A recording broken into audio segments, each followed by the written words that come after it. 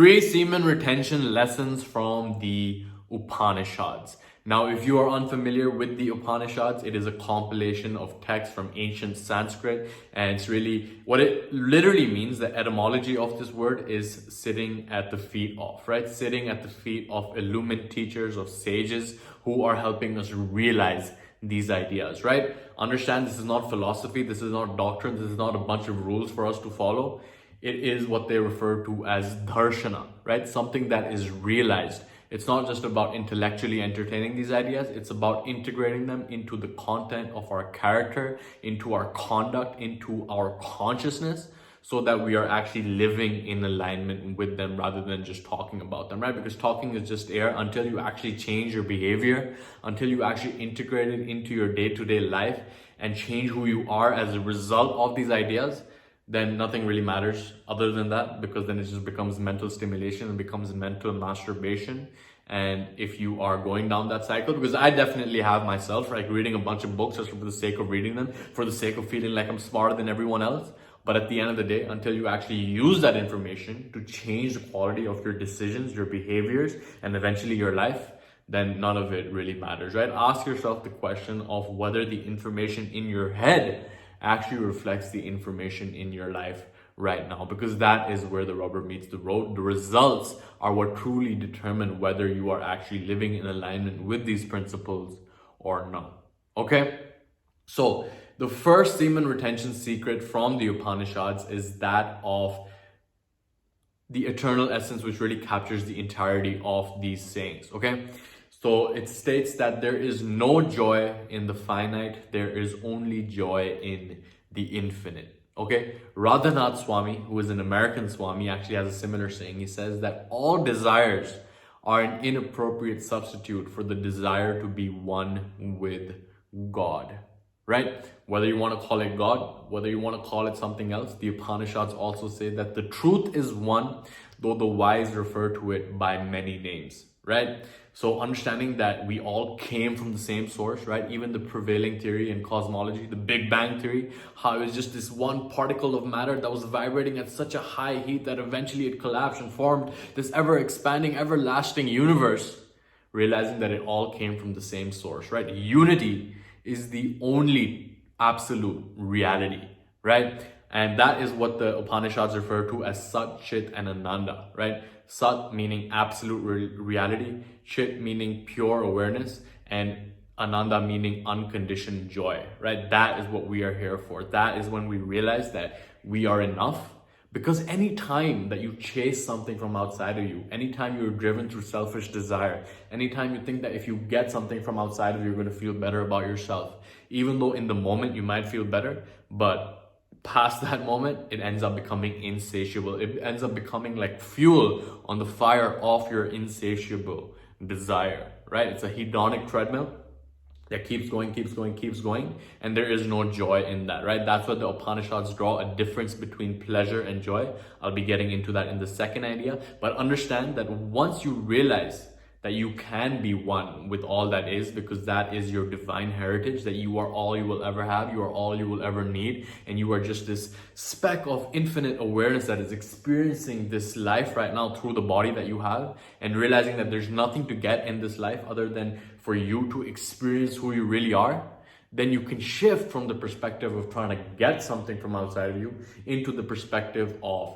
giving what you have to give, right? The life that is unlived within you, cultivating your greatest gifts in greatest service to the world, and elevating your situation and every situation of the people, of the lives that you touch, right? That is when everything changes. Now, I'm on this path as well. I'm not saying that I'm a strict adherent to this principle, right? I'm sharing these ideas with you. I'm making this video so that I can deeply resonate and embody these ideas myself, because it's the most powerful idea in my life, right? There is no joy in the finite, there is only joy in the infinite. And once we realize that we are infinite, then all we will come at our lives through the lens of is striving to give of ourselves, right? What can we make of ourselves, and then give that to everyone else that we touch, right? Now, I'm just gonna grab my computer for a quote over here on the second semen retention secret from the Upanishads, and that is really about sexual desire. The energy itself only like partly is it physical, right?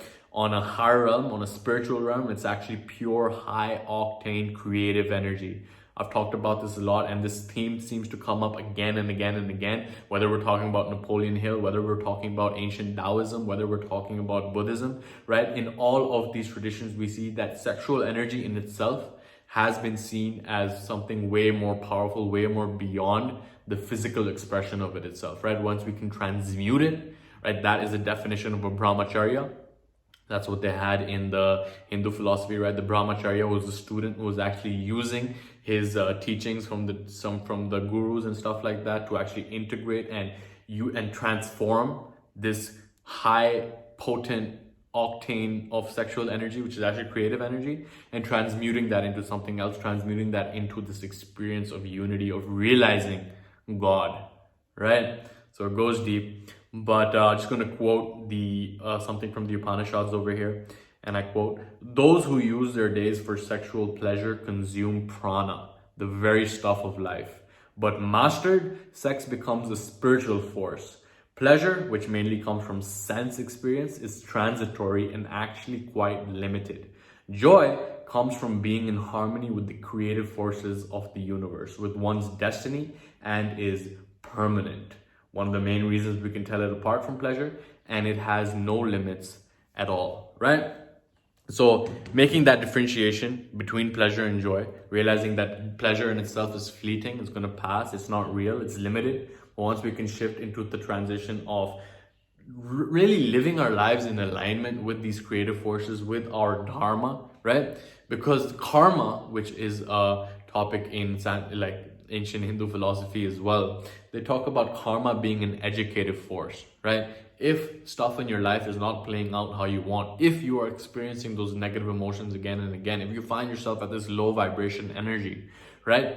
Karma is actually educating you on the fact that you are not in alignment with your dharma, right? Negative emotions are like a feedback loop, right? They're here to tell us that something might be off. And when we ignore our feelings, when we suppress our feelings, when we repress our feelings with booze, with drugs, with alcohol, with antidepressants, right? That is entirely what the pharmaceutical industry is focused on suppressing the symptoms while letting you ignore the root cause of why you feel the way that you do. And the reality is that you feel the way that you do because you're not in alignment with your dharma. You're not keeping your word to yourself. You're not living in alignment with what you already know in your heart of hearts is the right thing for you to do, right? And then we tend to slip down that slippery slope towards consumption, towards busting a nut, towards letting go of our life force energy for that fleeting thrill of a moment that we might get right now, but in the long term, it just destroys our ability to show up as the most capable versions of ourselves. Right? So understanding that joy and pleasure is two different things, fulfillment and happiness might be two different things, right? These are all terminologies which mean a lot of different things to a lot of different people. And once we can really get clear on what they mean for us and what we are truly after, then we can let go of these expectations which might have been installed in us from outside circumstances, from outside factors, from outside influences that are no longer serving us anymore. And the more we can tap into who we really are and what we are really here for and walk in alignment with our true purpose in harmony with the universe and continually experience that everlasting joy that is infinite, right? Easier said than done for sure. Just went on a rant, but easier done for sure. I mean, I definitely find myself in situations where I'm like, yo, fuck this stuff. What am I even doing all this for at the end of the day? But then it's getting less and less the more I walk this path and the more most important thing, the more I keep my word to myself, right? When you make that one decision and you're like, I'm going to do this. And then you stick to that decision regardless of how you feel again and again, regardless of your lower emotions telling you not to do it, regardless of anything that's holding you back from making the decision which you already made, right? And then you change your mind. You're like, okay, maybe this person said that. Maybe that person said this. Maybe my results are not turning out. But once you make that decision and you stick to it, and you're firm and you're clear and you're moving and you're doing the process which you've already committed to, then the universe will bend in the structure of your favor. Okay? Understand that that's really the fundamental quality of manifestation, of law of attraction. Once you're firm and once you are not so much chasing what you want, it's not even that important for you, but you just know it. You know that this is what you're here for. You're doing it regardless of the consequences, right? You are not attached to the outcome. You are attached to the action, which you know is right for you.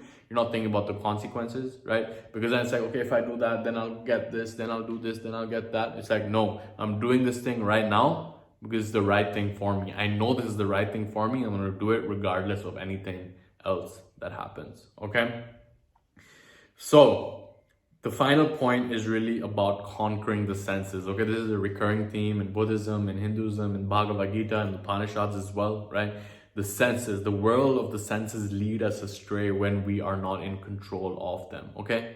Understand that. When we are in control of our senses, then we use our senses. When we are being controlled by our senses, then we engage in these short-term gratification behaviors that are really us being hacked by these industries, by the food industry, by the porn industry, by any instant gratification that is really hijacking our biochemistry to favor that instant gratification right now. As a result, deteriorate our long-term well-being, you know? And I'm gonna quote from the Upanishads over here what they say about that. So, and I quote, "The mind may be said to be of two kinds, pure and impure. Driven by the senses, it becomes impure. But with the senses under control, the mind becomes pure. It is the mind that frees us or enslaves us. Driven by the senses, we become bound. Master of the senses, we become free. Those who seek freedom must master their senses," right?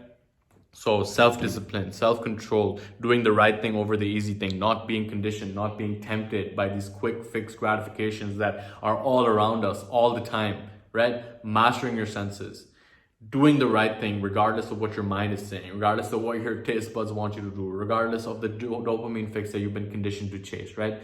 Doing the right thing, mastering your senses, mastering your mind, mastering your body, mastering your emotions, realizing that you are the eternal awareness that is beyond all of these things, and witnessing these things play out and experiencing them right now.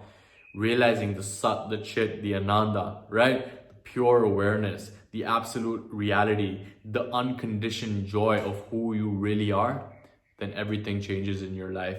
And you really become who you really are. You experience who you really are as someone who is limitless in his expression, in his potential, in his capability to make an impact in his life and the lives that he touches. Okay? Just some deep spiritual truths from the Upanishads. Definitely going to take a lifetime to master these ideas. I'm going to be reading through my notes again and again. Every time I come back to it, I'm like, shit, another epiphany goes down. And that's just my notes. Like, I wouldn't even imagine what would happen if I actually read the book again and again. But definitely recommend you check this out, the Upanishads. I'll link out to it below. But I hope that you got value from this video. I hope that you begin and continue making these changes in your life and continue using the time that we have right now to improve, to expand, to develop, to grow, rather than fall to the level of fear. Okay, fear is the ultimate mind control weapon. Let go of it. Fall to, whoa, a lizard just almost fell on my foot. I got scared because I thought it was a reptilian overlord. I thought it was the Anunnaki. But maybe you don't know about that. Maybe you didn't see David Icke's interview. But I'm rambling on over here, and I hope you got value from it. This has been Mo, and I'll see you in the next video.